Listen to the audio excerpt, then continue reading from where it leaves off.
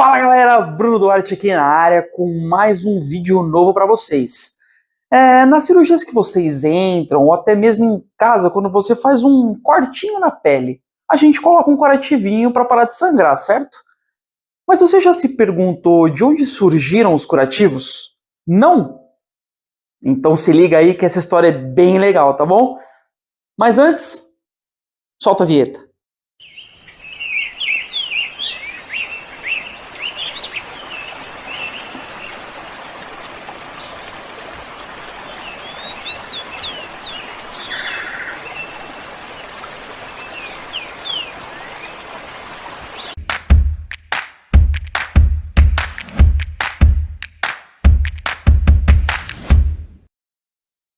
A história dos curativos vem lá da pré-história, lá com os homens das cavernas. Eles utilizavam plantas em seus extratos, misturavam um monte de coisa como linhaça, massa de argila, farinha de mandioca para estancar as hemorragias. E tudo isso misturado, eles colocavam na ferida aberta para absorção da pele tratando os hematomas. Em 1862, foi encontrado entre os restos de uma múmia pelo Edwin Smith um papiro contendo 48 casos de doenças com seus respectivos tratamentos. Essa foi a descoberta mais recente da história da medicina. O papiro, que foi chamado de o Livro de Feridas, ele remonta ao segundo período do Egito Antigo, ou seja, por volta de 1600 a.C. Foi até mesmo antes do nascimento do médico grego Hipócrates. Mas o mais impressionante é que esse papiro inclui tratamentos como fechamento de feridas com suturas, bandagens, talas, mistura de ervas, prevenção de infecções com mel e a imobilização do corpo, além de um caso apenas de uso de magia.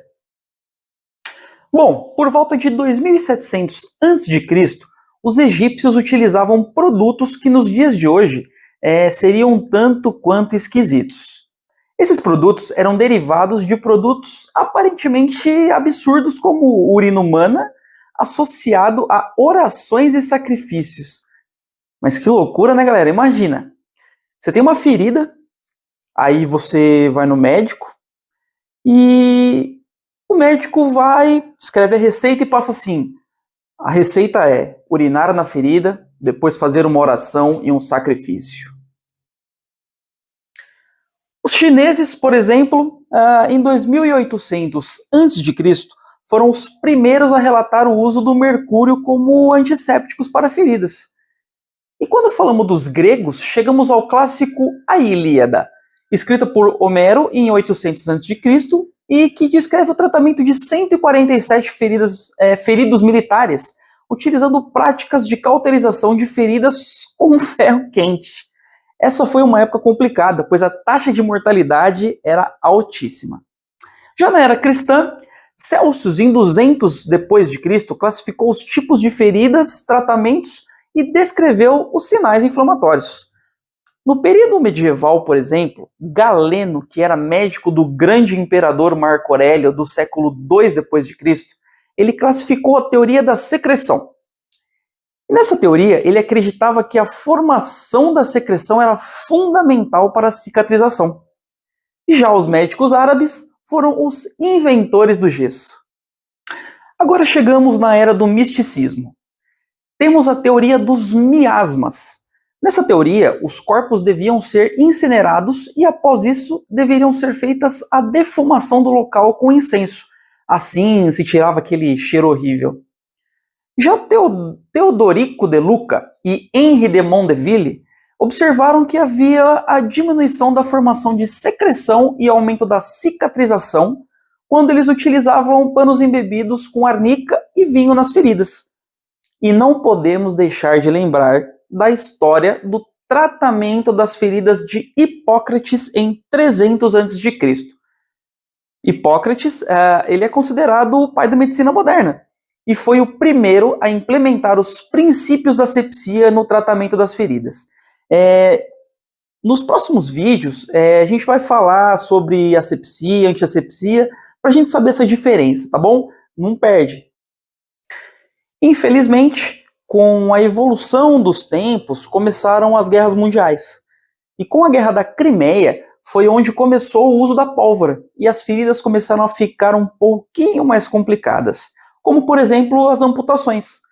E para cauterizar, eles usavam óleo quente, mas por sorte desse povo, essa época houve uma falta de óleo que deu uma sobrevida para a galera. Ufa! Imagina, você chega com a perna amputada e vem um cara e joga óleo quente para cauterizar. Devia doer um pouquinho. Já logo no início da era cristã, Celsius foi o primeiro a descrever os 4 sinais cardeais da inflamação: edema, calor, rubor e dor.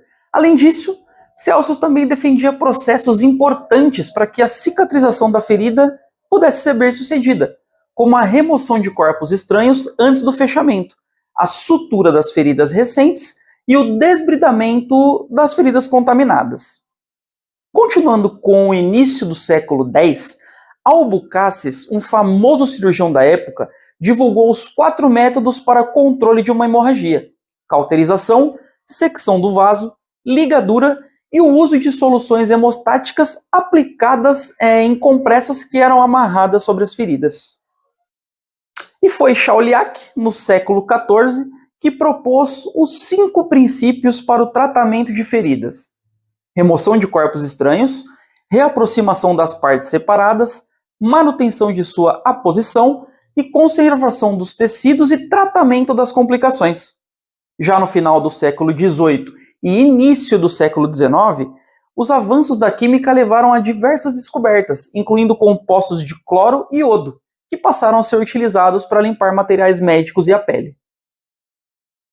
E, finalmente, no século XX, com diversas novas informações, estudos e pesquisas conduzidas com o objetivo de identificar quais são os melhores tratamentos e entender a complexidade do processo de cicatrização que envolve fatores internos, externos, sistêmicos e locais, começou-se a entender de fato como funciona a reparação do tecido e o quanto é importante a necessidade de manter o ambiente da ferida com boas condições de temperatura, hidratação e oxigenação, para que seja possível obter o sucesso no tratamento, e com isso, o desenvolvimento de inúmeros novos curativos.